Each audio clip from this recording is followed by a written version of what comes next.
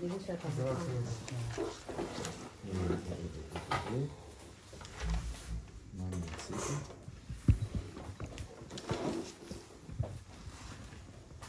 את על זמנים?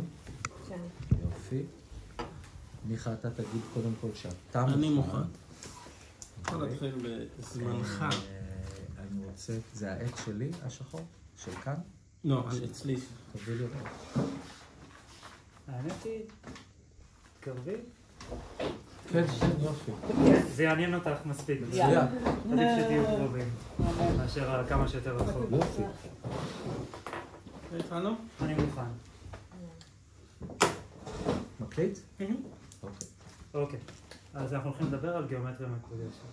ובעצם גיאומטריה מקודשת זה עולם שלם, ואתם הולכים לקבל כלים איך אפשר להדריך עם גיאומטריה מקודשת.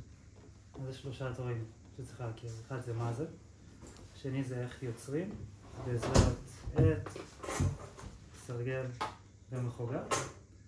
והדבר השלישי זה בואו נראה איפה זה מופיע ואיך זה מתבטא. אז נתחיל עם מה זה גיאומטריה מקודשת. בעזרת קווים ועיגולים אנחנו בעצם יוצרים צורות פיזיות. צורות פיזיות אחר כך אפשר לקחת אותם לסמלים, וזה בעצם יהיה תרבויות, זה יהיה דתות, זה יהיה פן רוחני של הדבר הזה. אז הדבר הראשון שאני אקח פה את המחוגה, ואני הולך לעשות סמל שכולם מכירים. כולם מכירים את המגן דוד. ואם אני אשאל אתכם איך יוצרים מגן דוד, מה תהיה התשובה הכי בסיסית שלכם? משולש בתוך משולש. משולש בתוך משולש, משולש למעלה, משולש למטה. ואני עושה משהו אחר, אני עושה עיגולים. ובגיאומטריה מקודשת, הדרך שבו פועלים זה שאפשר לעשות את העיגול בצורות מאוד מסוימות. הצורה שאני עושה זה כל פעם אני דוקר רק במפגשים.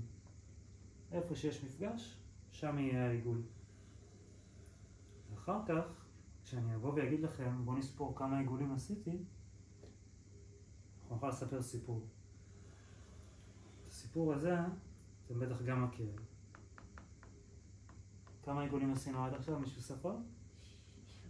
עכשיו אנחנו בשישי. ואיזה עיגול יש לנו עכשיו? שביעי.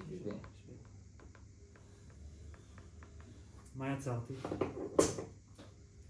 וואו. רגע, זה מלהיב וזה, אבל מה יצרתי? פרח. מנדלה. רוזטה. תרימו את היד. רוזטה? מישהו רואה פה מגן דוד?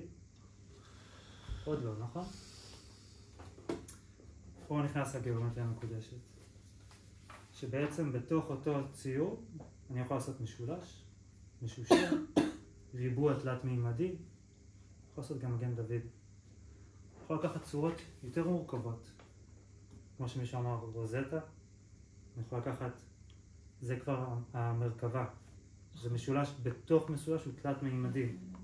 זה איזושהי צורה של עיגול שנוצר משולשים, שהוא תלת מימדי, ואת זה אנחנו מכירים בתור ין וים. בואו נסתכל רגע ונסבר את הסיפור. אז יש לנו 6 עיגולים שמקיפים עיגול מרכזי. אנחנו יכולים לספר את סיפור הבריאה, יום ראשון, שני, שלישי, יום שישי. והולכים להגיד באמצע, יש לנו את המגן דוד, יש לנו שבת קודש. וסיפרנו פה סיפור של יהדות דרך הצורות האלה. אותו דבר, נוכל לעשות גם פה. יש לנו מישהו מכיר את הסמל הזה? חבר'ה שמתרגלים יוגה אולי? יש פה צ'קרות. בתוך ההיגיון של יוגה יש גם 7 צ'קרות, זה הצ'קרה הרביעית, צ'קרת הלב. סמל הודי, הינדי, שלנו פה. אותו סמל, בתוך המיתולוגיה שלהם, המשולש כלפי מעלה זה הזכרי, המשולש כלפי מטה זה הנקבי, שקטי, נקבי, שיבה, גברי. פה באסלאם, חותמת שלמה. פה בנצרות, גם כן. מכירים את השילוש הקדוש? זה לא נגמר. יש...